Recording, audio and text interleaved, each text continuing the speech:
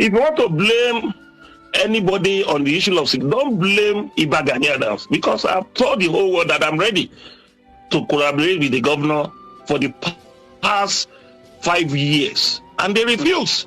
Collaboration in what sense? Do you have your own set of army that you are ready to collaborate and push to the war front?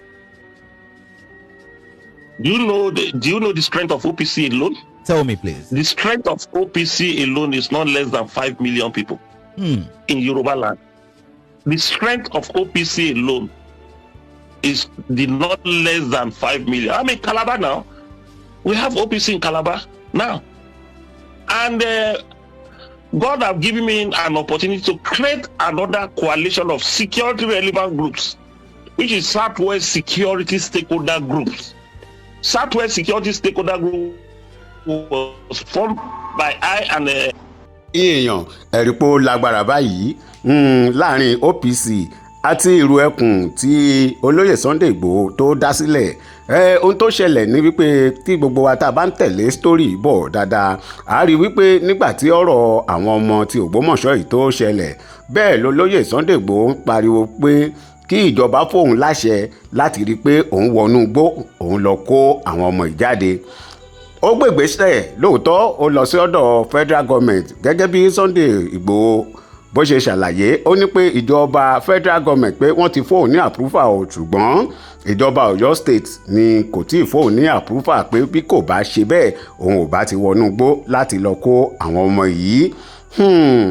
Ẹ wo ọ̀rọ̀ yìí ló wá ń fa pé gbọ́n mi sí omi ò tó tí àwọn èèyàn fi wọ́n sọ wípé Iba Gani Adams gangan tó jẹ́ olóyè ààrẹ ọ̀nà kakanfò tó jẹ́ pé òun ló yẹ kó jẹ́ olórí jagunjagun nílẹ̀ Yorùbá pé ipa wo gangan ni bàbá yìí kó lẹ́yìn pé kó máa wọ agbádá funfun káàkiri. Báyìí ni àwọn èèyàn bẹ̀rẹ̀ sí ń ta sí Iba Gani Adams pé gbogbo eléyìí tí Sunday Igboho ṣe yìí pé Iba Gani Adams ló yẹ kó máa ṣe o, pé nítorí pé òun gangan la fi jẹ olórí oyè jagunjagun nílẹ̀ Yorùbá. Ṣùgbọ́n tẹ́ bá gbọ́ ìbẹ̀rẹ̀ fídíò yìí dáadáa ẹ rí wípé Iba Gani Adams sọ̀rọ̀.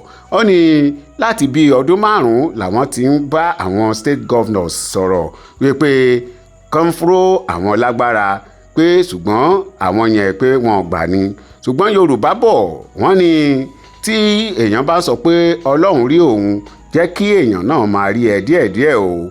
Bóyá eléyìí tí Iba Gani Adams sọ wípé àwọn ti bá àwọn state governors sọ̀rọ̀ lóríṣiríṣi láti bí ọdún 5 sẹ́yìn ni wọ́n ti bẹ̀rẹ̀ sí bá wọn sọ̀rọ̀. Ṣùgbọ́n àwọn ọmọ Nàìjíríà ẹ mọ̀ nítorí pé wọn ò gbọ́ nǹkan kan bẹ́ẹ̀ ni wọn ò rí nǹkan kan, bóyá kí wọ́n sọ nínú newspaper ni o, bóyá lórí social media ni o, bóyá lórí television ni o, bóyá lórí rédíò ni àwọn èèyàn ti ń expect pé ó yẹ kí Iba Gani Adams náà káwọn náà máa sọ̀rọ̀ gẹ́gẹ́ bí akíkanjú.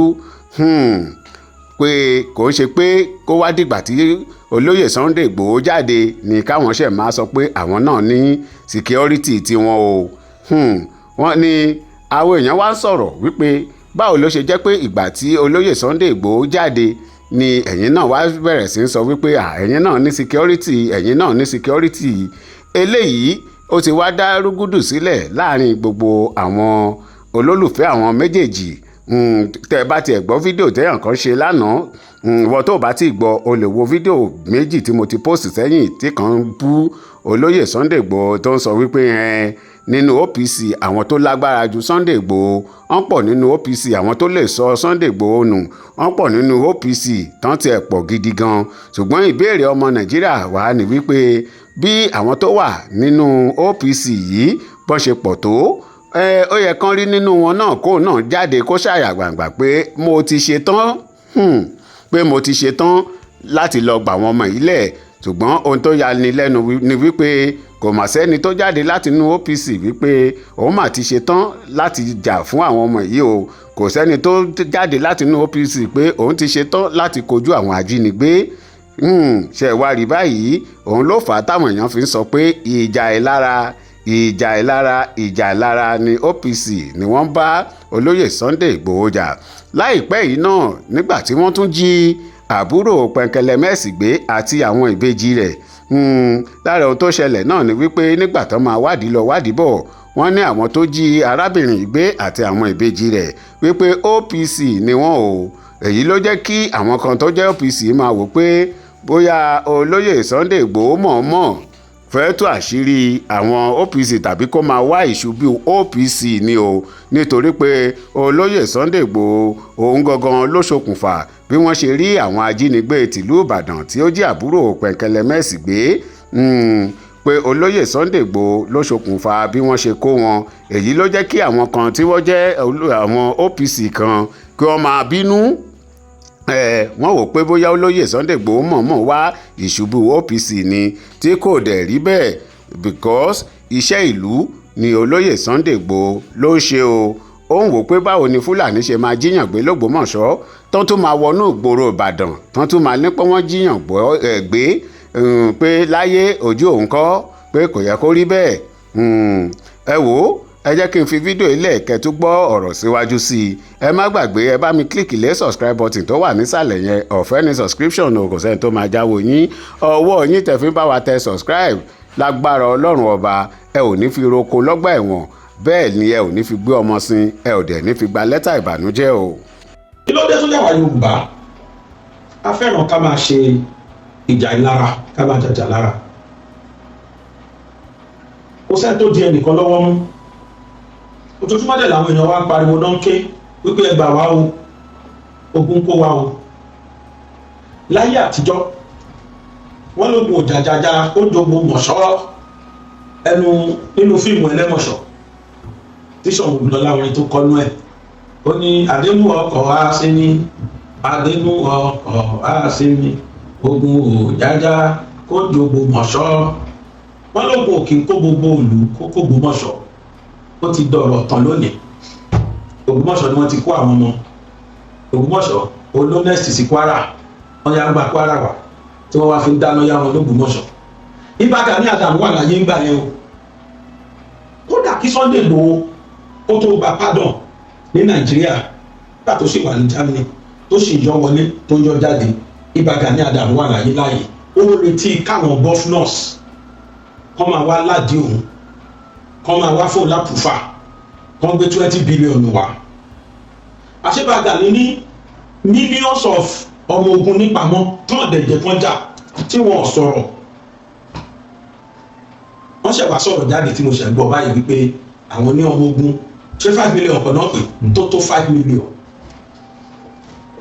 ìyà dẹ̀ jẹ wá nílẹ̀ Yorùbá àwọn èèyàn wá dẹ̀ pariwo wọ́n dẹ̀ ń ké ẹ bá wò lẹ́nu jọ́ mẹ́ta yìí ẹni pé fídíò kan jáde kó lè ó gan èmi náà tẹ́mi náà bá wọn lò àṣẹ fídíò 2021 ni àṣàwọn ọmọ OPC tó dúró ti Gani Adams ni wọ́n ṣiṣẹ́ yẹn just to discredit ìlú ẹkùn tó lóye Ìgbòho ṣe gbé jáde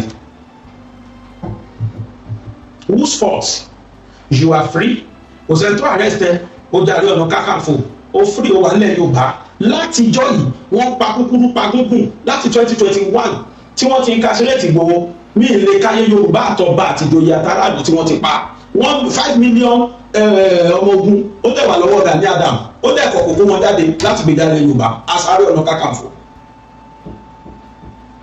bí wípé wo ni mo tún gbé dé yìí mo rí fídíò kan ní ẹ̀rí fídíò tá a fi wọlé mo shock nígbà tí mo gbọ́ fídíò yẹn wọ́n kọ́kọ́ bẹ̀rẹ̀ látòrí pé wọ́n gbé fídíò kan jáde níjẹta èmi náà bá wọn gbé o wọ́n ní wọ́n fi fídíò yẹn hàn wá pé AOPC wọ́n ti mú àwọn kan ní Tamaga ní Ìkòròdú wípé wọ́n kó ọta àbọ̀ yẹn bọ̀ àṣẹ ní 2021 kódà kí Ìgbòho tó bẹ̀rẹ̀ iṣẹ́ àṣegbà yẹn ni fídíò yẹn ti ṣẹlẹ̀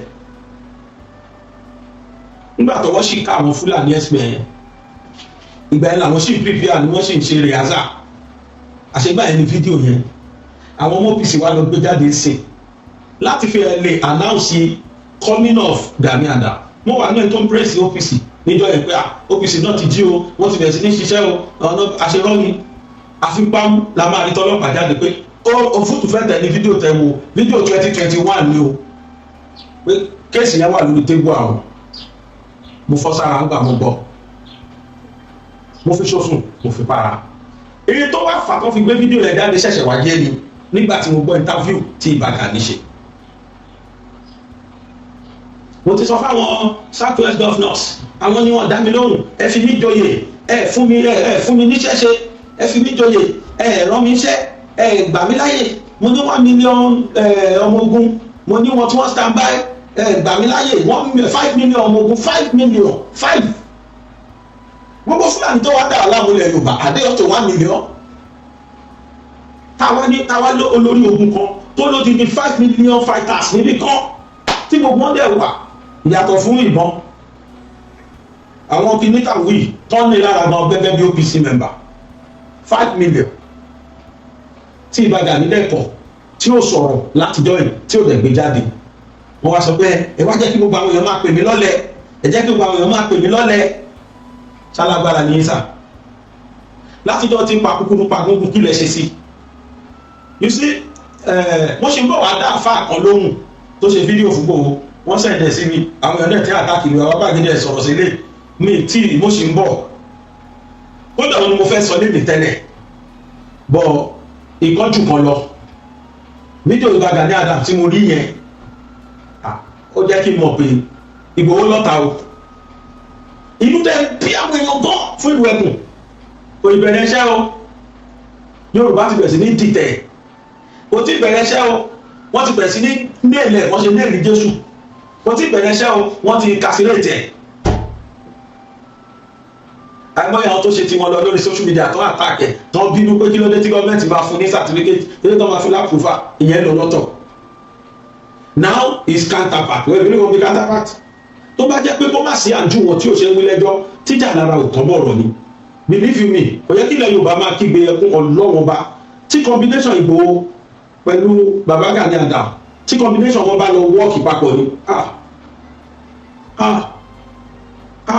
ọlọ́wọ́n bá ọ̀ kí ni ìbáṣẹlẹ̀ ilẹ̀ Yorùbá wọ́n tó wá kó gbogbo àwọn ogun akúrí wọn tó wá ní social media tó wá display agbára irọ́ ni òótọ́ ni àkú mọ̀ eléyàdé kálọ̀ lé sókè dílẹ̀ tó wá orí social media náà ìyáde jẹ Yorùbá gbogbo ẹ̀yìn tẹ̀lé sókè dílẹ̀ ìkan lóhùn gbé bàbá òun gbé orí ìwé yẹn wà nílé àwọn báyìí gbogbo agbára yẹn mo lọ gbé sí kò sí harmonization ló fà lọ tábà ní platform wọ́n lè bá wa harmonize gbogbo àwọn tó nígbàgbọ́ káwọn ní agbára tó dẹ̀ dá wọn lójú pa tó bá wa harmonize wọn wọ́n ṣe Fúlàní gan ọgbọ́n ní ìdíkẹ́ fúnra wọn máa sá lọ naturally kó nílẹ̀ Yorùbá agbára máa defend ara wa o àbúrò mi kan pè mí lẹ́nu ó pè mí sákìyèsí mo ní òótọ́ lọ́mọ yìí sọ ó lẹ́gbọ́n ẹ̀ bá wọn sòdodo ọ̀rọ̀ oníkẹ́ kálukú kígbe ẹgbà wa o kí ló dé tán lọ hà mára wọn wọ́n ní kálukú lọ ní AK-47 lé náà ṣé ọ̀gá tí ọ̀gá DSS ti sọ fún wa ọ̀gá DSS tó ti ó dàgbé tó kó lórí oyè kí tó wà bẹ́ẹ̀ tó bọ́ sí bẹ́ẹ̀ Yorùbá lọ̀gá ẹ̀ bóyá tó dẹ̀ wà bẹ́ẹ̀ náà ló ṣe fídíò yẹn báyìí tó ní tell all Nigerians they should go and harm themselves kò ní kálukú wa kálọ̀ hà mára wa oníkálukú lọ gbé oníkálukú lọ rẹ́jísítà bọ́n ta ló fún àwọn Fúlàní ní àṣẹ láti máa gbé AK-47 tó fi ń gbé tí ò dẹ̀ sí tó ṣẹlẹ̀ sí wọn ọlọ́pàá máa rí ọ̀bẹ lọ́wọ́ Fúlàní á máa kọjá lọ láàrin títì wọn á ló fi ṣe self defence wọ́n bá rí ọ̀bẹ lọ́wọ́ Yorùbá wọ́n arrest ẹ̀ unlawful possession of arms arms ṣáà nìyẹn ọ̀bẹ bọ́mọ ẹlẹ́ran bá fẹ́ kó ọ̀bẹ lọ bì ó máa ráàpù ẹ̀ báyìí ó máa save guide ẹ̀ gan á dẹ̀ lọ pẹ̀lú ID card ẹ̀ lọ́wọ́ torí anytime làwọn stop and search ni wọ́n lè dá wọn dúró ẹ̀jọ̀ ID card wo ni Fúlàní ní láti gbé ọ̀bẹ dání láti gbé sọ̀dá dání bàbá wẹ́pọ̀n burúkú ló wà lọ́wọ́ wọ́n dẹ̀ gbé àwọn ọlọ́pàá á dẹ̀ wọ́n ló tẹ̀lẹ̀ now fídíò tí Gani Adams ṣe yẹn ó mà kà mí lára ó mà yà mí lẹ́nu pé máa yẹ dẹ̀ fìyà jẹ wá látijọ́ ẹ nínú àwọn ọmọ ogun 5 million lẹ́ ẹ̀dẹ̀ wo lẹ Yorùbá tó fìyà jẹ wá ilẹ̀ Yorùbá tẹ́ jẹ́ Ààrẹ Ọ̀nà Kakanfò sí ẹ̀dẹ̀ wò wá ẹ̀dẹ̀ sọ̀rọ̀ ẹ̀dẹ̀ tí ẹ̀ gbé jáwọ́ dandan kọ́ ní káwọn fún títí Ìgbòho dúró de kí wọ́n fóun lápùfà Ìgbòho sáré sókè sáré sódò débi pé gọ́fìmẹ̀ntì gan wọ̀ pé eléyìí rẹ́dì you cannot be in your comfort zone kẹ́ ẹ máa wà ní rẹ̀ gàlí àgbádá ó jẹ́ gbogbo pati ayé náà kódà ọmọdé ṣe lẹ́dẹ̀ẹ́ ẹ̀ lọ́mẹ̀ kẹ́ ẹ máa wà lẹ́yìn rẹ́dì láti jà those governors ní tó ṣe dání lóhùn sà wọn ò rí bí ẹ tó serious ní world wà láì tó bá jẹ́ ìmọ̀lẹ́kọ̀ lẹ́tà sí federal pé kó fún yín láàpùfà Yorùbá central àbí kí ló pe Yorùbá security kìíní kan tó pé yẹn kẹ́lẹ́ fẹ́ register ní federal government fún yín ní àpùwà láwọn lè dáhùn. Do you know why? Because you don't show any sign of being serious. Kẹ́gbọ́n báyìí kọ́ máa pè yín bí gbọ́gbà ló ń bọ̀ kìíní kan dé gbẹ́gbẹ́gbẹ́gbẹ́ àkójọpọ̀ mo ní kọ́fọ́ ìrìn ní àdàbò ní tẹ́lẹ̀ kan ju army general lọ́wọ́ generalismo tó pè wọ́n army general ilẹ̀ Yorùbá ni wọ́n so yẹ káwọn náà kan máa ṣe irú ẹ̀ kíkì yẹn pọ̀ jù àfi pípẹ́ Ọ̀ọ̀ni ń bọ̀ àfi pípẹ́ Wàdé ń bọ̀ náà pariwo ẹgbẹ́ àwọn ọ̀dẹ́ni ọlọ́pàá àwọn security aláṣọ civilian àtọ̀kọ́ dání yẹn náà bẹ́ẹ̀ lọ bẹ́ẹ̀ bọ̀ nípa onítọ̀ gbogbo yẹn wà lẹ̀ ẹ wá jẹ́ kó máa gbé ọmọ Yorùbá kó máa pa wá pàkúpà nígbà gani ẹ ṣe dá rárá sẹ́yìn èèyàn gbọ́ fídíò yẹn gbọ́ tá a fi wọlé màá ní kọ́ jẹ́ kí n tó sọ̀rọ̀ jù ẹ jẹ́ ká lọ wo gbogbo ẹ̀ ká lọ gbọ́ gbogbo fídíò yẹn full ìdí tó dẹ̀ fi ṣe fídíò yẹn ọ̀dọ́ ọba láti takò Ìgbòho torí pé nísìn ìgbà gani sáré kiri sí belief wọn kọ́kọ́ belief pé sọmọ lórí kọ̀ǹtọ̀kọ̀ǹtọ̀ tí wọ́n á fún lápùfà lóòótọ́ èèyàn tó mọ tóun ṣe èèyàn tó serious èèyàn tí ò dúró béèrè wọn náírà lọ́wọ́ anybody tí ò rí díkẹ́ anybody fóun ní kankan ó ti dé ó dé dá ìdè wọn dàjà nílé ìfẹ́ ìgbàlá ìgbẹ́ tó kọ́kọ́ ń ké òní security ilẹ̀ Yorùbá láàrin amẹ́ni months ló bẹ̀rẹ̀ wàhálà ó fẹ́ ṣe ìwé ẹkùn tó approve ẹ̀ fún because he was so serious we saw it in him that he was ready ọlọ́dẹ fún ẹ ṣàfihàn about you are you ready àṣetẹ làwọn ọmọ ogun 5 million lẹ̀ ẹ wá jókòó sí comfort zone ẹ wá ń kọ lẹ́tà sáwọn South West governor they will not answer you because they don't see you as someone that is serious ọ̀rọ̀ wá dójú ẹ̀tọ́ sí ẹ wá lẹ́nu ọ̀rọ̀ ṣé ní ti sọ fún wọn ní kọ́ lẹ́tà sí gbogbo àwọn South West governors wọn dá mi lóhùn mo ní kẹsẹkẹsẹ náà rí kàṣẹ ẹ wo fídíò yẹn báwo gbé fídíò yẹn sí. If you want to blame anybody on the issue of security, don't blame Iba Gani Adams because I've told the whole world that I'm ready to collaborate with the governor for the past 5 years and they refuse. Collaboration is good, friends. Do you have your own set of army that you are ready to collaborate and push to the war front? Do you know the strength of OPC alone? Tell me, please. The strength of OPC alone is not less than 5 million people in Yoruba land. The strength of OPC alone is not less than 5 million. I mean, Calabar now. We have OPC in Calabar now. And God have given me an opportunity to create another coalition of security relevant groups, which is Southwest Security Stakeholder Groups. Southwest Security Stakeholder Group was formed by I and late Jimo Aliu. That was about 6 years ago after I became Ààrẹ Ọ̀nà Kakanfò. We have 4 different Agbekoya group in that South SSSG. We have the hunters in that Southwest Security Stakeholder Groups. We have a vigilante, about 3 different vigilante groups who are split to different factions. They are there. So we have the women, we have 14 different groups, 13 different groups, including Odua People's Congress. You can see that structure. With the structure, we can go with nothing less than 6 to 7 million people. And they have, some of them have structures. Even they don't have structure like OPC, they have structures in some community in Yoruba land. So with the advantage, I'm not saying I want to collaborate with the government with only OPC.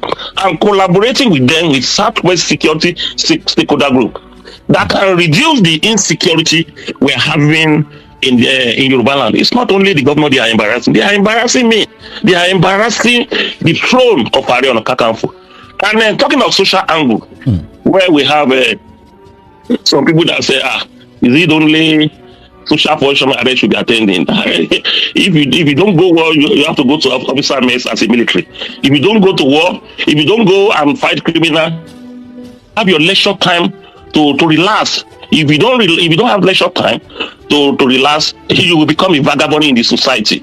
Because if you are being hardened to criminal every time, that even though you are in the operation of attacking criminals, attacking them, you are seeing hard things, you will not be liberal in your approach, even in your home and the organization you are leading. And moreover, people will want Ààrẹ to grace their occasion because of that the prominency and importance of that road. People will send an invitation. People will even come in large number and plead to you, come and grace our occasion. 30 minutes. We are talking of Are Ona Kakanfo of Yoruba land. Which some people call generalissimo. Important position that shared with you if you manage that position very well. People would like to see you as a guest of honor of different places. And for you to have more influence, to be more accepted, you have to dance to the wish of the people. If you don't dance to the wish of them, they won't accept you as a leader. They want you to stick with them and honor and give them the honor. They want you to interact with them. They want you to talk to them with wisdom. And some people do not have opportunity to meet you, to come to your house. Some of them look for a way to meet you in a function so that they can interact with you and know the kind of person, the level of intelligence you have to lead them in terms of defense. So when you are talking of ceremonial, people can perceive the throne as ceremonial because the leaders, the political establishment, did not give the instruction. Ẹni fún mi ní kò tẹ̀ fún mi níṣẹ́ ẹ̀jẹ̀ fẹ́ káwọn ọmọ aráàlú máa pè mí lọ́lẹ̀ ẹni tẹ́ fún ní kò tẹ̀ fún níṣẹ́ òun la fi rí pé ẹ̀yin ọmọ ìtẹ́ bá lè máa fi ràn wọ́n ládùúgbò ẹ̀ máa ṣe àwọn tó nílùú tó láṣẹ ìlú ò tí ì pè wá. Ó bá àwọn gómìnà bí wọ́n bá fọ́ sowọ́pọ̀ pẹ̀lú yín tí ń jẹ́ ètò ààbò tó gbára nálẹ̀ tó ṣe wípé. mo fún wọn lóṣù mẹ́fà. Ẹlẹ́fún ọ lóṣù mẹ́fà ńjọ́ náà lọ́hùn. Mo fún wọn lóṣù mẹ́fà mo ní kán bá lè fọwọ́ sí i. Ní ọ̀rọ̀ tó jẹ́ security threat àdóhùn gbàgbé. Ẹ sọ mẹ́. Afọ́jú tó fẹ́ tọ̀kù bí òkò yẹn ò bá sí lọ́wọ́ ẹ̀ ó wà lábẹ́ ẹsẹ̀ wọn. Kábíyèsí Olódùmarè. Mo mọ̀ ọ̀nà tí mo fẹ́ gbà. Ṣùgbọ́n lábẹ́ àwọn gómìnà kan má jẹ́ kí òṣèlú kó ba nǹkan jẹ́. Òṣèlú kó má ba nǹkan jẹ́. Jẹ́ kí ẹni tó ń bá máa lò kán lò ó. Ipò tí mo wà yìí o, ìjẹ́ tó wà ń pò yìí o. Mo ti kọjá ẹni ká máa bẹ̀bẹ̀ káàkiri ní gbogbo ìgbà. Mo fẹ́ ràn ìlú lọ́wọ́ ni. Ẹ lọ wo fíìmù Ààrẹ Ọ̀nà Kakanfò àti ọ̀rọ̀ Báṣọ̀run Gáà. Báṣọ̀run bá òun á ń bẹ̀bẹ̀ o tó bá tásìkò láláàfin máa pè pé ààrẹ ogun ti yá o. Ààrẹ ogun ti yá o. Tẹ́ bá rí ààrẹ tó bá lọ ń jagun kéékèèké bóyá wọn ti búrọ́ọ̀kù tó ń jẹ lágbàlá mọ́ ni o. Wọ́n máa ń pe ààrẹ pé ogun ti yá o lọ múra ogun o. Bẹ́ẹ̀ náà bí Ọ̀yọ́ Empire Hotel sí ń sìn gọ́ọ̀mẹ̀ntì wà lórí oyè. Ẹ ti fún mi ní kò tẹ̀ fún mi níṣẹ́. Ẹ jẹ̀ fẹ́ káwọn ọmọ aráàlú máa pè mí lọ́lẹ̀. Ẹni tẹ́ fún ní kò tẹ̀ fún níṣẹ́. Òun la fi rí pé ẹ̀yin ọmọ ìtẹ́ bá lè máa fi ràn wọ́n ládùúgbò ẹ̀ máa ṣe. Àwọn tó nílùú tó láṣẹ ìlú ò tí ì pè wá. Báláṣẹ ìlú ò bá dẹ̀ pè é sọ́rọ̀ tó bá dá sí wàá pa àbùkù ni. Ọjẹ́ bíbọ̀ ń bẹ̀ ni. As the Are Ona Kakanfo, how would you assess the gravity of the current security situation in the Southwest? It's rather unfortunate that we met ourselves in this stage. The level of security threat is becoming alarming. In the history of Yoruba land, we haven't been in this worst stage of security threat. When I became Are Ona Kakanfo in 2018, the first thing I done by then was to write letters to the Southwest governors. Within 3 months of my installation, that there's need for us to have a Southwest Security Summit or conference. It took 1.5 years before the governor agreed to hold the conference. The conference was held in Ibadan with all governors in the conference and about 29 men of committee was set up, and that was what gave back to Amotekun you are seeing in 5 states of the Southwest. And when they established Amotekun, the initial plan of Amotekun was that it should be a regional security outfit. But unfortunately, some politicians in Yoruba land and the general of Buhari-led governments said they didn't want the regional structures, that each state should go and legislate its own state Amotekun. And that was the number one way to break the unity of disseminating information, gathering intelligence, and sharing intelligence together as in Southwest. And the Lagos State refused to join. In the earlier on, they were part of the arrangement, and to the extent that the State Assembly of Lagos State even make a law. That was a law in Lagos State that agreed with Amotekun establishment to be established. I was there in the day they decided that Amotekun should be established in Lagos State. One way or the other, they tactically back out. By and large, the remaining 5 states go ahead. And one of the reasons that the issue of security threat reduced in Oyo State is because of the Amotekun that was established, Oyo State and Ondo State, that was established by the Governor Seyi Makinde. Because before I became Are, I continuously raising an alarm that the bandits, the so-called bandits, which we're supposed to be calling terrorists, have infiltrated Okeogun and part of Ibarapa. People did not take me serious. That was around 2016. I got the intelligence report that they have infiltrated Okeogun and Ibarapa. To the extent the police denied it many times, until when this issue arises, that we started witnessing many killings, kidnapping in Okeogun and Ibarapa axis. And I thought that was the time I raised an alarm about Ondo State and Ekiti State, that these people have infiltrated that the two states. People did not take me serious. That was the time I become Areno Kakanfo of Yoruba land. So the remaining state too, that was a time anything that want to happen, I was always privy to the information, because even before I became Areno Kakanfo, people know my relevancies about the issue of security issue in Yoruba land through Odua People's Congress. So and after establishment of Amotekun, I now realize that we need to do more to make sure we breeze up from the wave that was coming from northeast, northwest, and north central. I suggest again that we should have a backup to Amotekun. That I have a group of 14 different private security relevance group that can back up the state governors on the issue of security, even on the level of the local governments. I wrote a letter to the Southwest governor that there is need for us to have a collaboration, even beyond Amotekun, because I realized that the state government cannot recruit more than 2,000 people, apart from Oyo State. Try to recruit more than 2,000 people for the corps of the Amotekun corps in their own state. But the remaining 4 states, the recruitment is not even up to 1,000 people for the job, because of the salary and other expenses that incur. So I now suggested that we can organize another voluntary organizations that will liaise with the local government. I wrote a letter 3 times to the Southwest governor. They did not reply, and I have in the media about this issue that I say need for collaboration.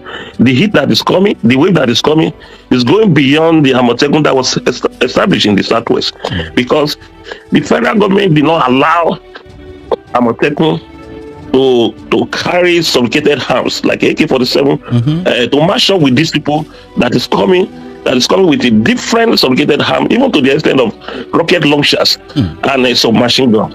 So with our local intelligent people, they can back up the Nigerian police, DSS, Amotekun, to make sure we match them with what we have. But maybe because of political reason, they haven't responded to these issues. Apart from even Amotekun, before the establishment of Amotekun, my group always contributes to the issue of security in Southwest, in various streets, various communities. Even Oyo State, in the earlier times of their recruitment, the people that was recruited to Amotekun, in the first recruitment, before it's now turned to political, about 50 to 60% of them are Amotekun.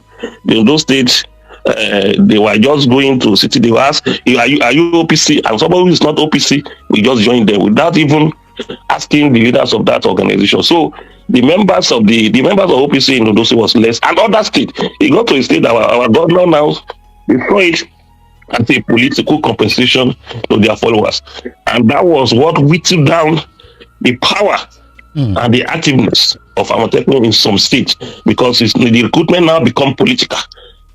Not as if that there's somebody who can do this job, in their area that they can recruit to do it. So that was one of the situations that impede some progress of Amotekun like before. Chego Gawa, Chego Odidi generalismo wale Yoruba. You are in your comfort zone. Àti lọ́mú gbọ́gbọ́n ní tó ṣẹlẹ̀ sígbò kò ṣẹ̀yìn akẹ́ o, kò ṣẹ̀yìn kọ́nọ́rádà. Bọ́ ṣe wá destroy ilé gbòó náà bá wà lọ́wọ́ àbọ̀ jẹ́lọ́sí náà ni. Wọ́n wá àfúrúfú ìlú ẹ̀kùn tán, ẹ wá bẹ́ síta, ẹ wá pariwo ẹ̀yìn ní security, ẹ̀yìn ṣe kíní kan, 11 million wà lẹ̀, 25 million wà lẹ̀, 5 million security wà lẹ̀. Why don't you bring them out? Why now are you shouting? Why does ẹ pariwo sí? Even with that your 5 million. Kí ló dé ọ̀búrò mi máa bọ̀ náà ti ṣe wọ́n ti àfúfù fún wọn náà. Call him owó tó wà call him. Ẹ wo ṣe rí ìjà ìlara tí bàbá Gani Adams ṣe yìí nílẹ̀ Yorùbá ìyá ló fi ń jẹ wá. Mo acknowledge pé ẹ ní nǹkan tá a fẹ́ lọ mo mọ̀. Mo dẹ̀ acknowledge pé gbogbo àwọn ọmọ 5 million yín wọ́n lágbára. Ìbá ìdákẹ́mọ́lé yín yẹn tẹ́ ẹ lò wọ́n yẹn nígbà tó tó ogún tiẹ̀ ti lé jù. People tó dé rárá. Why don't you be talking like this? Kẹ́ ẹ jáde síta, kẹ́ ẹ náà máa ṣe fìdàfìdà káyé rí yín pé eléyìí ti rẹ́dí o. Kódà wa la máa pín pa gbogbo àwọn gọ́fúnà sílẹ̀ Yorùbá pé kí lẹ tún fẹ́ kí máa ṣe bá fún lágbára tẹ fún àkúfà náà. Ìṣe pé àkúfà nìkan lẹ máa gbà, wọ́n tún gbọ́dọ̀ ẹ̀ bá wa yín. Tọ́ máa ra mọ́tò fún Yorùbá security network àbí kí náà pé ẹ̀ tọ́ máa ra fún yín. Tọ́dẹ̀ máa fún yín tọ́ máa ẹ gbọ́dọ̀ wà fún ní hand yàtọ̀ fún ti ìbílẹ̀ tẹ ní lọ́wọ́. Irú ẹ̀ ni ó ń ṣẹlẹ̀ sí gbogbo báyìí. Gbogbo wá dìde ẹ ti wá rí i pé ọmọ ìtì sideline ní láì ṣe Ààrẹ Ọ̀nà Kakanfò ilẹ̀ Yorùbá. Ọmọ yìí tọ́ fún yìí ó lágbára. Ẹ wá bẹ́ síta. Èmi ti ní kán fún mi ní agbára. Èmi ti ní kán fún mi lápùfà. Pẹ̀lú 20 billion tẹ́rẹ̀ retí. Tó bá gbẹ́ lóòótọ́ lẹ́ni 5 million ọmọ ogun. Ìkà ní sà ìkà pátápátá lè jẹ́ sà. Why don't you mobilize just 5 million?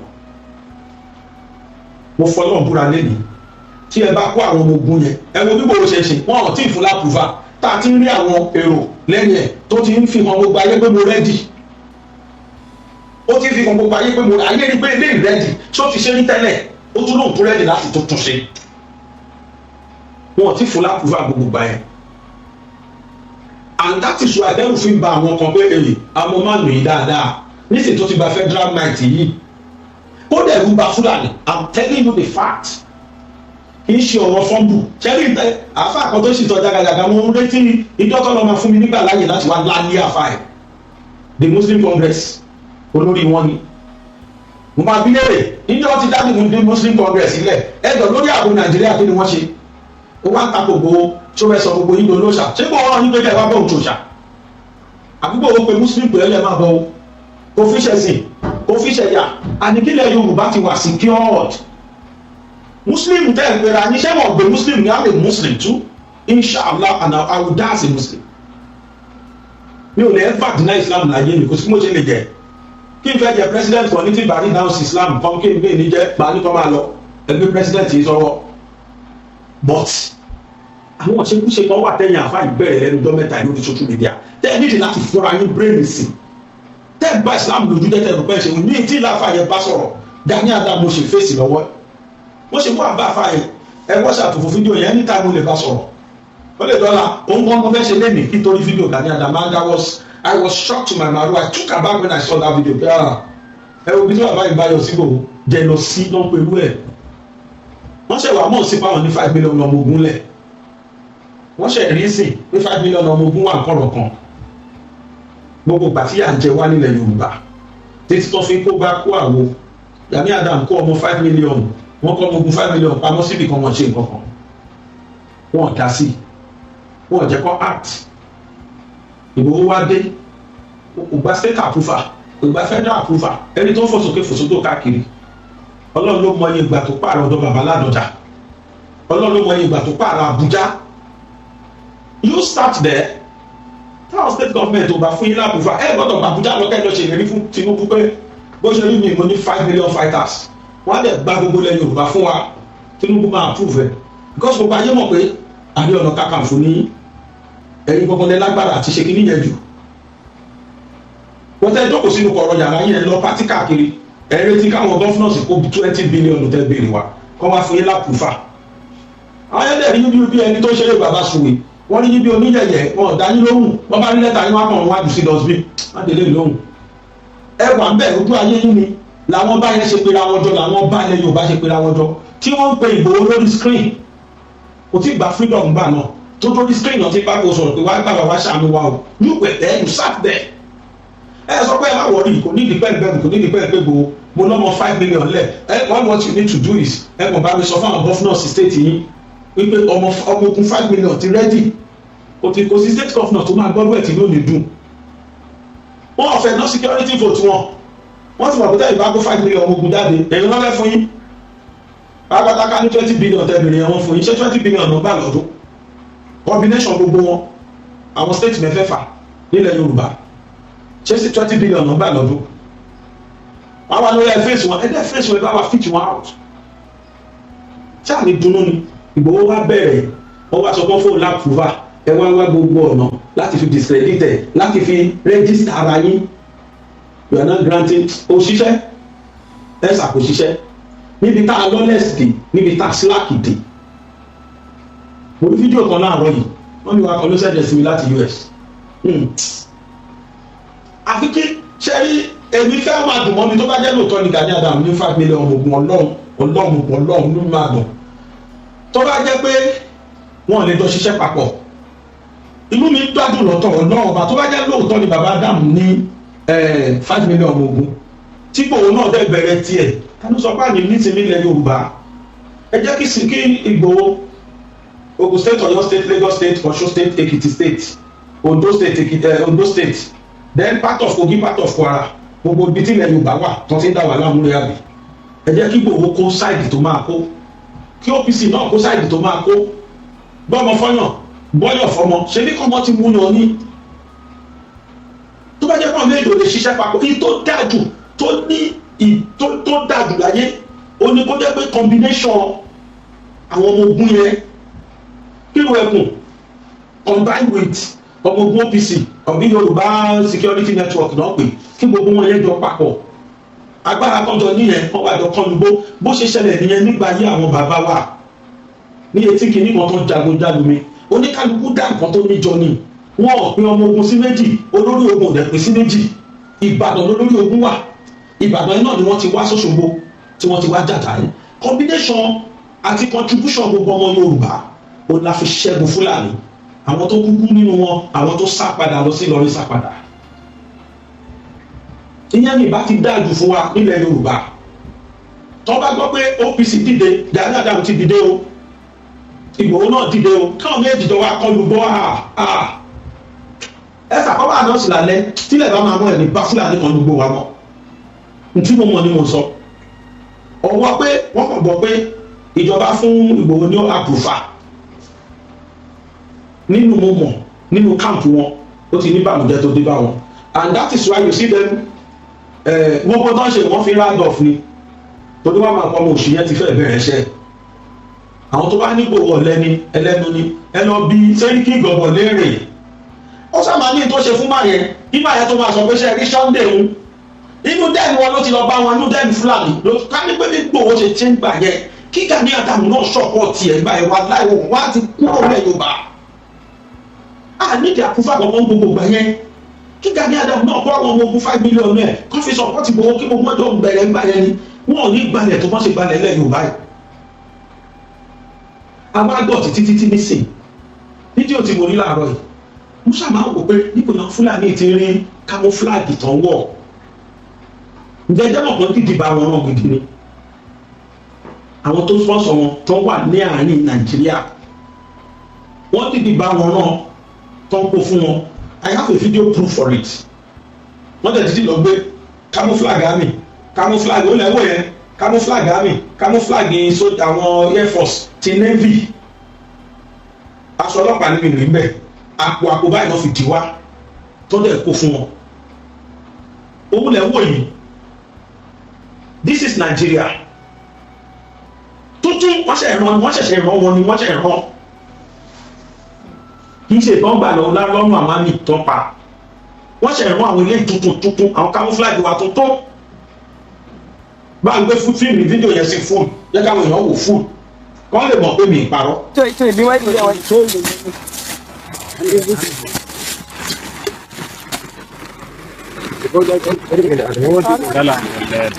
ita da kyau ya kudi da gala da leda hani rara na da leda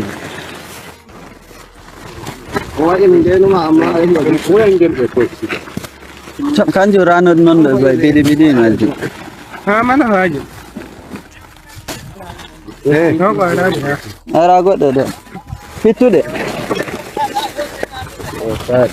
ya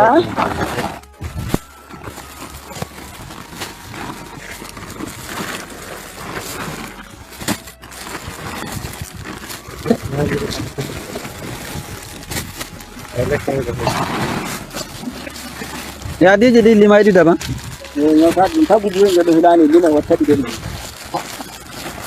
manti na di ko bu iya sigi da na di na yene dai ka ke duwa ne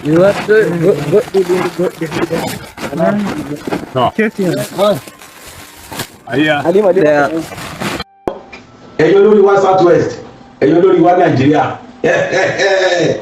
rí báyìí àwọn tí wọ́n gbé ní oríire nígbà tí wọ́n interview bàbá tí wọ́n interview ṣe bá rántí bàbá yẹn lóhùn rí wọn tí wọ́n wọṣọ àmì báwọn tí ẹ̀rù pàwọn lálejò ní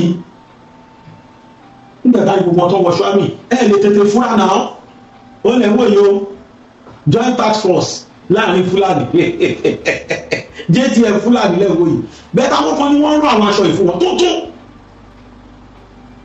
ṣé kò lọ́wọ́ lóṣèlú nú ṣé kò tí tòṣèlú ṣóṣèlú kan náà fi ń ṣe ṣé òṣèlú kan ni wọ́n fi lè ṣe ìbáwọn kan ni wọ́n rán yúnífọ̀mù tán kó fún wọn yìí yúnífọ̀mù tí ò ti tó àwọn àmì wá wọ̀ tí ò ti tó air force wá wọ̀ tí ò ti tó navy wá wọ̀ look at it camouflage ni wọ́n fún wọn fún títí náà fìlà tuntun nínú nylon tí ẹ nylon tẹ́nìkan ò tí fọ́ọ̀mù kan rí náà kó fún Fúlàní èmi kàn kúndùn náà lé ní o lórí bí brọ́dà mi kan ṣe sọ ó ní kò solution ju kápín lọ ó ní kálukú má free láti wọ tẹ́rítírì ara ẹ̀ mọ́ òun adá akadẹ́mì alágbára méjì báyẹn lọ́wọ́ lẹ́nìkan máa aṣọ̀tẹ̀ èmi jù wọ́n bó jù mí lẹ́tọ̀ ìgbò ẹni báwọn lè mú wa sentimental but lẹ́tọ̀ ìgbò mo mọ̀ pé inú ẹ̀ máa dùn pa tí Gani Adams bá rẹ́dì pé káwọn jọ ṣiṣẹ́ papọ̀ inú ẹ̀ máa dùn gidi tó wà lẹ́nu Ìgbòho ní kílẹ̀ Yorùbá free tó wà lẹ́nu Gani Adams ní báwo ló ṣe fẹ́ mẹ́kọ̀ọ́ owó gbòòrò òbèrè wọn náírà lọ́wọ́ anybody in tó wá oníkan máa pa ìtàn lọ́la pé òun wà ní àwọn tó ṣẹ́gun fúnlẹ̀ Yorùbá bọ́n ṣe polówó bọ́n ṣe ń pàtàn Obele mo bí inú àtàwọn tó kù tí wọ́n jagun mi fún wa tọ́lẹ̀ ṣẹ́gun.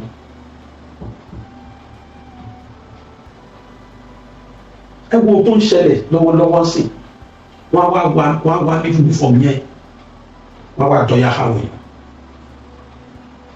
ká continue bẹ́ẹ̀ ká continue bẹ́ẹ̀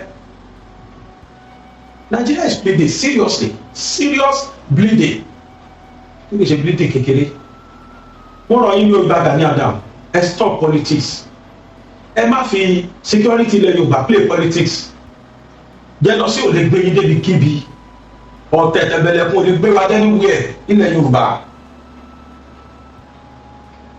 tó bá jẹ́ pé lóòótọ́ lẹ́rẹ́dì láti gbèjà wa nílẹ̀ Yorùbá I am too sure níbi tọ́rọ̀ dé kò sí South West governor kankan tí ó ní rẹ́dì ẹ̀yin ní kẹ́yìn káwọn ọmọ ogun yẹn síta kárí ẹ kó wọn síta ẹ jẹ́ káyé rí pé serious kọ́ wọ uniform wọn ẹ̀ báyìí Yorùbá security kìíní internet dálẹ̀ wọ́n yóò sọ wọn báyìí káyé rí wọn wọ́n rẹ́dì kan máa display gbogbo àwọn táwọn máa pariwo láwọn South West governor ni àti rẹ́díò àti láwọn tó máa gbà wálẹ̀ ó yẹ àpúrúfù fún kódà tó wó pàápàá àdéjì láti pariwo lé wọn lórí kò sẹ́ni tó gbéṣẹ́ fún yín tí wọ́n fún yín ní jẹ́ṣe ó yẹ wọn ni wọ́n fún Ìgbòho. Ìgbòho has no political title kankan nílẹ̀ Yorùbá kò sọ́ba kankan tó fi Ìgbòho joyè kò dẹ̀rẹ̀ tí òye lábúrò tó ju Ìgbòho rí yẹn sọ́tẹ̀ ẹ̀kọ́ tó sọ̀rọ̀ Yorùbá mọ́ bọ́tẹ́ tó bá ní nǹkan ṣe tá àpèdá sọ̀rọ̀ irú ẹni bí òṣòwò mọ̀ Ìgbòho àpèdá sọ̀rọ̀ ni ó ní nǹkan ṣe ni ó rẹ́dì láti ṣe nǹkan ni ó dé tàgbé kò sinmi báwo ló ṣe máa àpúfù lu ẹkùn ni ẹ̀yin náà ṣe bẹ́ẹ̀ they will approve it for you. Nígbà ẹ̀ tí bẹ̀rẹ̀ ṣe inú mi ti ń bọ̀ lọ́hùn dẹ̀rẹ̀ àníyàn mi lọ́hùn inú mi ti ń dùn pé solution ti ń wà irú yóò gbọdọ̀ dìde pẹ̀lú àwọn odindi 5 million àwọn gidi kan kó àwọn adigunjẹran ẹ wo bọ́n ṣe lọ bá wa mú wákìlì káwá nínú àwọn 5 million èèyàn bẹ́ẹ̀ yẹn tí wọ́n wọnú bó lọ mú wákìlì wá káwá nínú wọn 5 million tẹ́ ẹ kó pamọ́ síbi kankan kó wọn jáde onídàá fún yàrá ya Fúlàní wọ́n sáré ẹsẹ̀ wọn máa kọ̀ wọ́n pàkọ́ ni ẹ mọ̀ tó fojú wákìlì nìkan tó rí mú abẹ́tí gbàgbé ní 2021 tó wò pàkó tó wò gbọ̀n bí ẹranko tí pápẹ́ mú ní oko àwọn OPC ló lọ mú wa tẹ́ wá nínú wọn yẹn 5 million bí kan kíyà dẹ̀ máa jẹ wọn Yorùbá kẹ́dẹ̀ máa wò ẹ kó wọn jáde ẹ jẹ́ ká yẹrí wọn náà bóyá wà ní pariwo láwọn gọ́fúnà sọ wà lórí pé kọ́ káwọn náà fún yín láàpúfọ́ ayé fún èwo ní gọ́fúnà lọ́pọ̀ tí pírẹsidẹ́ntì bá ti fún yín láàpúfọ́ sí tán wọ́n torí bá tẹ̀ òṣèlú tẹ̀yìn náà ṣe pẹ̀lú tẹ̀ẹ̀tọ̀ pírẹsidẹ́ntì dọ̀tá yín àwọn gbogbo tó tẹ̀ ṣe mẹ́jọ àtúnṣe lẹ́sàlẹ̀ kòkò ẹ fi Ìgbòho lọ́rùn lẹ́ o Ìgbòho lọ́rùn yàn lọ́wọ́lọ́wọ́ yìí táàrí ṣùgbọ́n nínú ìbá máa do tó bá jẹ́ pé combination yẹn àti Ìgbòho kó lọ work kí synergy yẹn work Yorùbá ìbá máa yá wa o èrè àdó yá yá tó bá jẹ́ lóòótọ́ lẹ́ni 5 million ọmọ ogun bì kan èrè àdó yẹn ìbá yá kẹ́ ṣùgbọ́n mi mọ̀ pẹ́ ní 500 kálà mọ́lẹ̀ mi mọ̀ pẹ́ ní 500 ọmọ ogun tẹ́lẹ̀ ní 5 million bó táwọn OPC kan ti ní faction lóríṣiríṣi OPC new era OPC new fashion OPC new kìíní kan táwọn ẹlẹ́fẹ́ harmonize Ọlọ́run yọ́nú sí wa àwọn ọmọ Yorùbá ẹ má jẹ́ ká sọ pápá jùlọ ní Lagos State ṣe ẹgbẹ́ àwọn tó ṣẹ̀mù níbẹ̀ jù Lẹ́kì mo ń tẹnu wọn mo tún tẹnu wọn ẹ jẹ́ kí àwọn South West governors ẹ jẹ́ kí wọ́n ṣe nǹkan méjì sí mẹ́ta kan àwọn tó ṣe apprehend ní Lẹ́kì máa pílẹ̀ fún wa a máa fojú ara wa wò ìbẹ̀jú Lẹ́kì náà ti mú wọn níbi Ẹlẹ́kọ̀ beach yẹn bẹ́ẹ̀ náà ti mú wọn now ẹ bá wa bẹ̀ àwọn South West governors kí wọ́n ṣe òfin mẹ́ta kan àkọ́kọ́ ni pé ṣe láwọn tó ń ṣe bólábólà káàkiri wọ́n fẹ́ ní kò sí state tí wọ́n ò sí tó máa ní káwọn èèyàn lọ́ máa ṣàlùmíníọ̀mù wà tó ń rà lọ́wọ́ wọn yẹn gbogbo omi tó bá ti jẹ́ pé Fúlàní tàbí Haúsá ló tẹ́kí ẹbẹ̀ ẹ káńsù ẹ pátápátá ẹ wà láì mọ̀ fọlọ́ngbúra I doubt ní gbogbo àwọn ọbẹ̀ yẹn jẹ́ fáwọn Fúlàní fáwọn àwọn ẹ̀tìrẹ̀ apanimu yẹn I doubt wọn níbẹ̀ tẹ́ bá dé ti Láfẹnwá l'Ábẹ́òkúta níbi ojú rin train níbi railway station ẹ̀rí wọn tó dìdí kọ̀lé lábàáyé ìlúwọ̀ òbèrè wa ló wọ́n bẹ̀ ló sún bẹ̀ ló ṣe tó wọ̀n torí pé wọ́n jọmọ̀ ìyá wọn ní expose wọn láíláí very good hideout place ló jẹ́ fún Fúlàní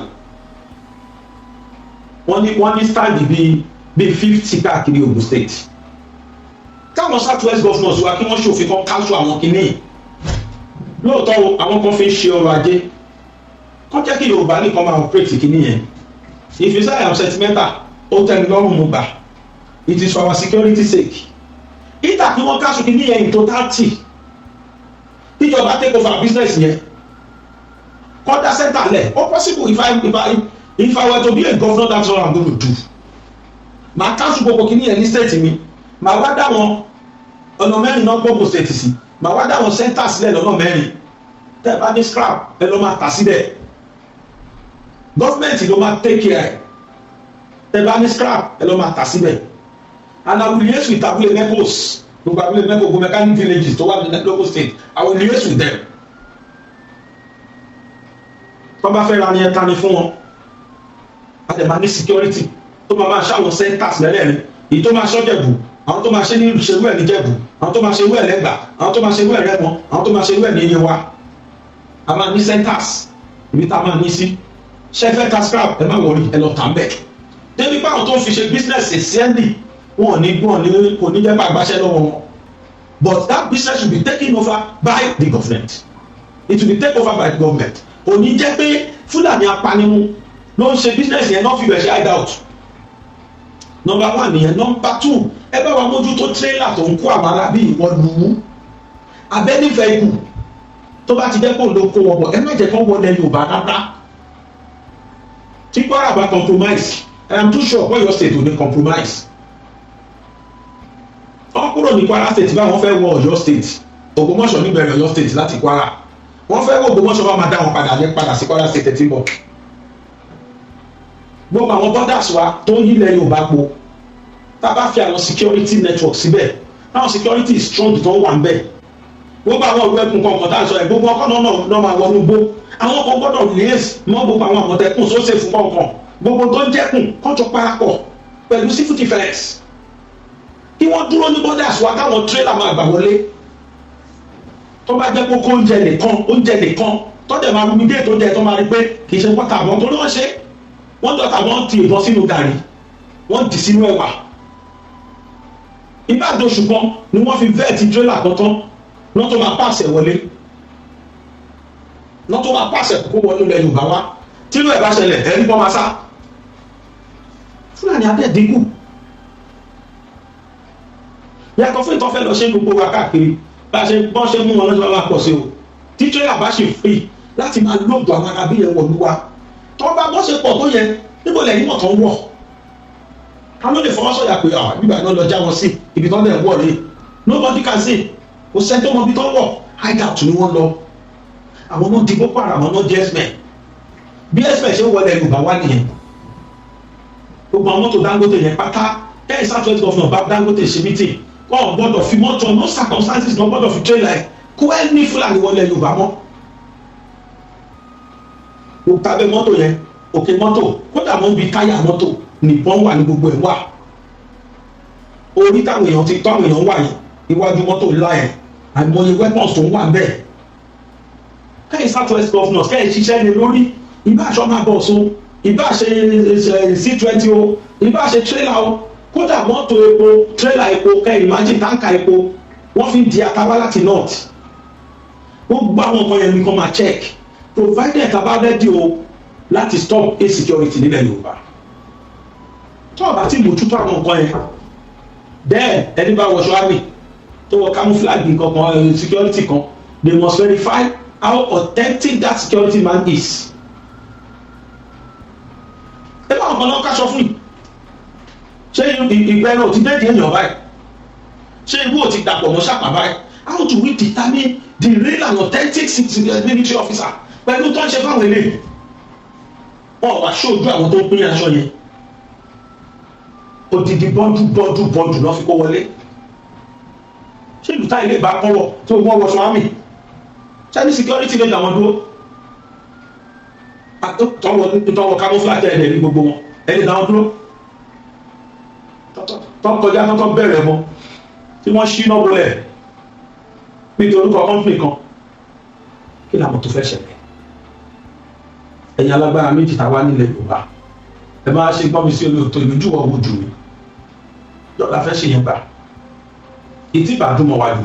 Ó ní kí Gani Adams wọ́n tó lè èsì mọ́ Sunday Igboho. Ó dẹ̀mọ̀ pé ewúrẹ́ olóhùn ọ̀bà àgùntàn ṣe.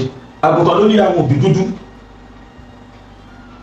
Láti Sunday bẹ̀rẹ̀ ẹjọ́ kìíní àná sí gbogbo àdúgbò yìí ṣe sí Gani Adams. Bàbá mi làwọn bá àwọn dáàdì wa àwọn bàbá mi tó tún dọ̀bálẹ̀ lọ kí wọn pẹ̀lú ẹ̀ náà kọ́ kí ló bẹ̀ yẹn. Kọ́lọ́wọ́ di ọwọ́ ìmú ló dẹ̀kù torí pé jẹ́ lọ sí ti wọ̀. Òwò wá sì bá ní kò bàjẹ́ tó bá lè ṣiṣẹ́ papọ̀ kọ́ ṣe kọ̀ọ̀kan náà but kí Gani Adams má sí tàlùfù. Ọlọ́run á ṣe dáadáa fún wa. Àwọn governors wa kí wọ́n take care àwọn nǹkan tá a sọ yìí. Finally security vote wa níbo lẹ̀ ń lọ sí ẹ̀yin governors wa báwo lẹ ṣe ń lọ ṣe rí yàtọ̀ fọlọ́pàá gbogbo àwọn locally made security officer ní ẹ̀ná security vote fáwọn náà ẹ ra mọ́tò fáwọn àmọ̀tẹ́kùn, ẹ ra mọ́tò fáwọn sóṣè, ẹ ra mọ́tò fáwọn ìlú ẹkùn, ẹ ra mọ́tò fún gbogbo wọn káwọn náà lè fi mobile ara wọn kiri. Kẹ́ẹ̀dẹ̀ empower wọn, kẹ́ẹ̀ equip wọn with weapons. Mo rí wọn ní idiot tó kọ sí comment Ṣèyí has asked Tinubu to approve gun for àmọ̀tẹ́kùn. Tinubu refuse. Níbo ló ti kọ lẹ́tà? Ṣé Ṣèyí nìkan ló ní àmọ̀tẹ́kùn? Níbo ló kọ sí? Everybody has called for community police. Tinubu refuse. Gbogbo propaganda tá à ń ṣe kiri ẹ̀ kó lè gbé wa níbi kankan. Àsìkò propaganda kan yìí, we are talking of our security. He said dem ká stop politics, ọ̀tọ̀ ní politics, ọ̀tọ̀ ní security ìlú. Security come first before politics. Ṣé náà bá pa gbogbo ọmọ ìlú tán? Ẹ máa rí politics ṣe mọ́. Iṣẹ́ àwọn tẹ́fẹ́ rúù náà lè fẹ́ máa ṣe politics lé lórí. Àwọn tẹ́fẹ́ rúù tẹ́fẹ́ ṣe politics náà, àwọn náà ni wọ́n jí gbé gbogbo gbà yẹn. There must be a lasting solution. If Gani Adams bá ní lasting solution, and which you block, please come outside and exercise it, exhibit it, let us see. Kò pẹ́ tó ẹ sì lè dán tẹ́fẹ́ dán ògùn tẹ́ fọ́lọ́ gbúra. Gbogbo ilẹ̀ Yorùbá ló máa dúpẹ́ lọ́wọ́ yìí, tó máa yìnyín, tó máa kọrin. Kódà kì í ṣe Ààrẹ Ọ̀nà Kakanfò ní kọ́lẹ́ máa jẹ́. Oyè míì tó bá tó wà lẹ́ẹ̀tọ́ sí. Táàtò ní kan fi yí jẹ. Táwa pariwo láwọn ọba lórí. Bẹ̀tẹ̀ bá wa ṣe kárí ẹ bọ́ star. Ẹ má wà nílé àbí kẹ́ má wà lórí mídíà ẹ máa sọ̀rọ̀ ọ̀rọ̀ kan lélẹ̀. Wọ́n ní gbogbo fọ́ọ̀mù. Ohun tó ń ṣe làwọn ló fọ́ọ̀mù lè lórí tí gbogbo á rí náà. Yes, he has to fumble because he's doing it, man. Mẹ́wàá sọ yìí, he has to fumble, man. He's doing it, man. And you are seeing it, man. So he has reasons to fumble, man. Ẹ bá sọ fún bàbá àwọn náà kọ́ ní fọ́lẹ̀ fọ́ọ̀mù àwọn náà ṣe kárí. Lọ́wọ́ ṣe dáadáa fún wa. Ní ọjọ́ lọ́ka ṣe, gbogbo ẹni tí àjọ ṣe tèmi, gbogbo yìí la dúpẹ́ lọ́wọ́ ẹ̀ pẹ̀lú ògbó Ọlọ́run. Wọ́n kún ní jíwa gbé mọ́ pẹ̀lú ògbó Ọlọ́run. Wọ́n ṣe rálì lánàá. Gbàgbọ́dọ̀ bá ṣe ká tó. Wọ́n ní kọ́ ṣó díẹ̀ fún wa ló rálì àná.